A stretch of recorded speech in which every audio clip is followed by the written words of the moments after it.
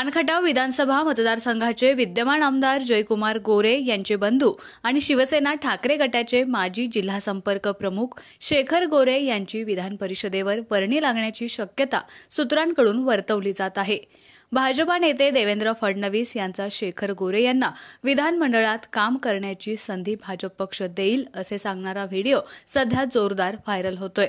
त्याच पार्श्वभूमीवर महाविकास आघाडीचे तिकीट मिळण्याची अपेक्षा फोल ठरल्यानंतर शेखर गोरे यांनी उद्धव ठाकरे गटाला जय महाराष्ट्र करून भाजपसोबत येत बंधू जयकुमार गोरे यांच्यासोबतचे राजकीय वैर संपवून त्यांच्या विजयात मोलाचा वाटा उचलला आहे।